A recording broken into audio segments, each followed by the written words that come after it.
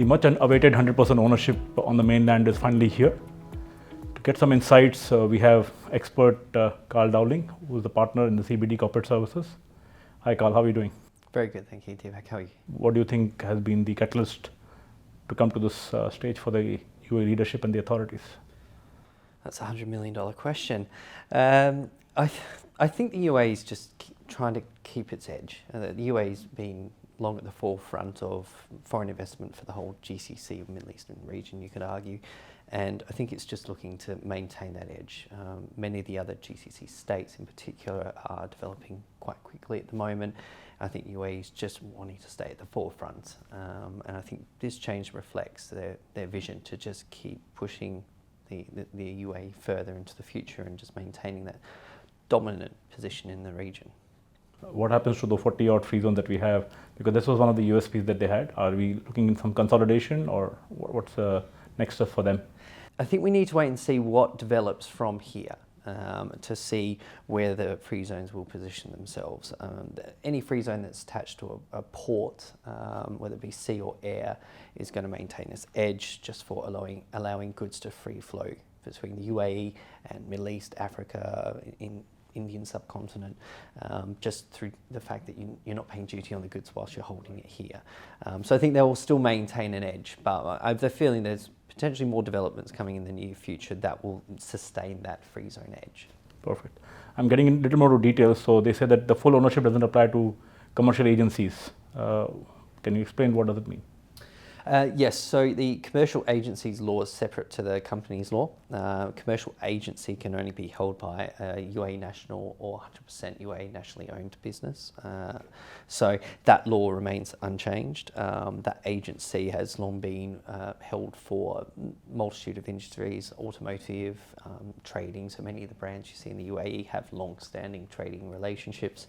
So I think the UAE wants to continue having that relationship, especially with some of the primary sectors.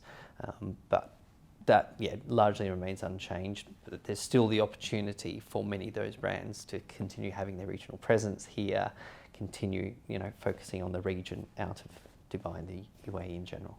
Right. So after this implementation, I start a company in Dubai where I'm 100% owner. I want to open a branch in Abu Dhabi. What's the procedure, and is it clear? Is it clear? Have they given enough processes on that as well? Very good question. You have to be very careful about what steps you take at the very start. So don't open a business without exploring where your business plan may take you. So I've had this same conversation with many clients over the years.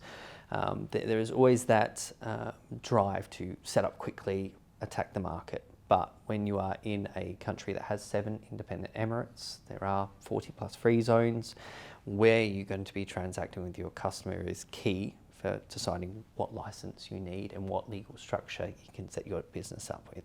So if you have a plan to, as an example, set up in Dubai and then later have an Abu Dhabi branch, the ownership allowances are different between the 2 emirates. Even if you then want to extend to Ras Al Khaimah, Fujairah, the activities open to 100% foreign ownership may differ.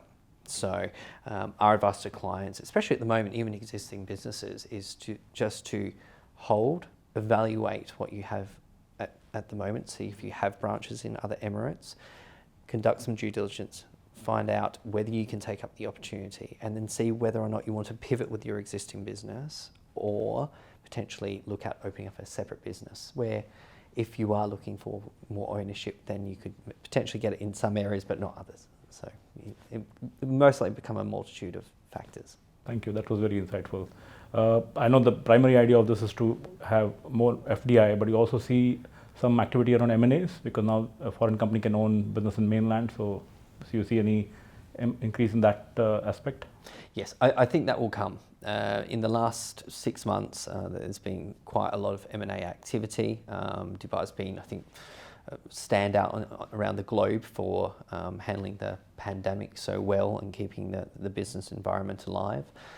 So I think what you will see is in the next 3 to 6 months, that M&A activity increase. So right now, if the allowance has been given, you have to allow time for funds to be raised, set the criteria and then look for acquisitions. But definitely allowing 100% ownership will make M&A transactions easier, because then you aren't looking at 2, 3, 4 more parties. You can potentially just look at one.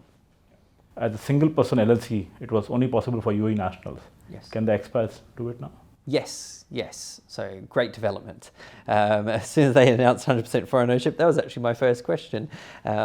That you can now, as a foreign national, own a business 100%. So you could walk in tomorrow to the DED.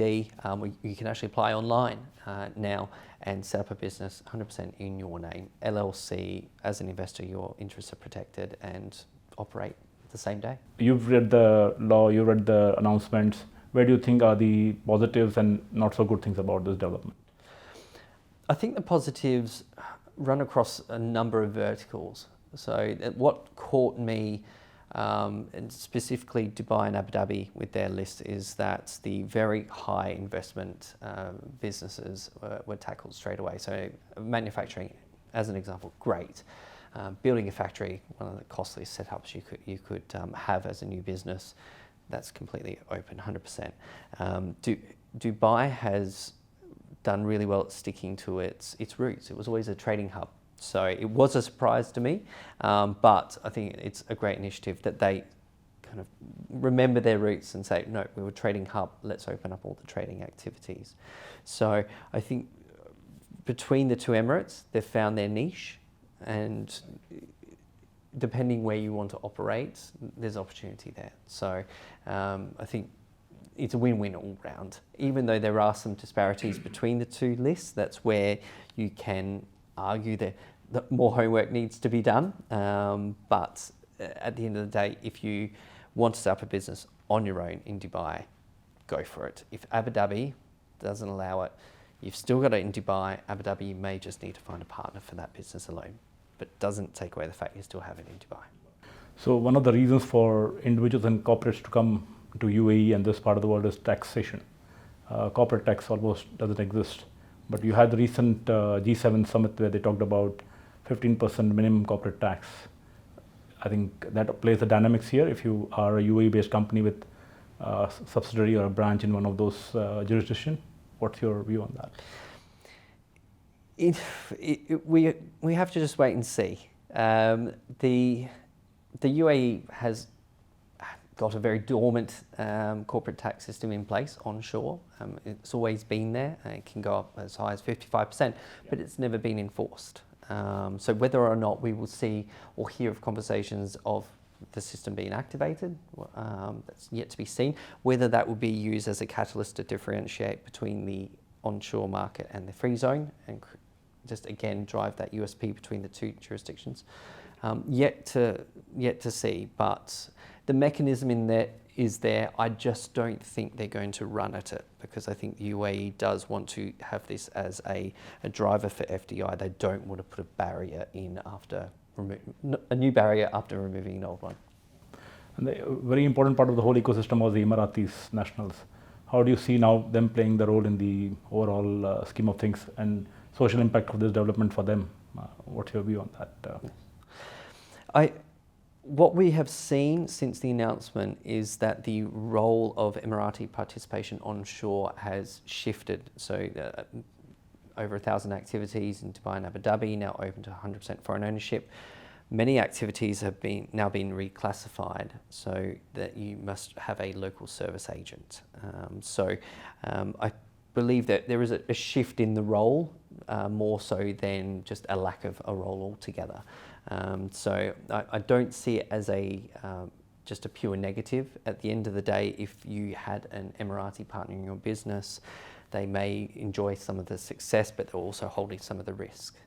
So especially if they were 51% shareholder, it was long forgotten that they would hold the lion's share of the risk. I think it's far neater if there is a requirement for an Emirati that as a service agent where there isn't an equity participation, it's a service-driven exercise. It's easier for both parties. Great. Thank you for this very insightful conversation. It was very helpful.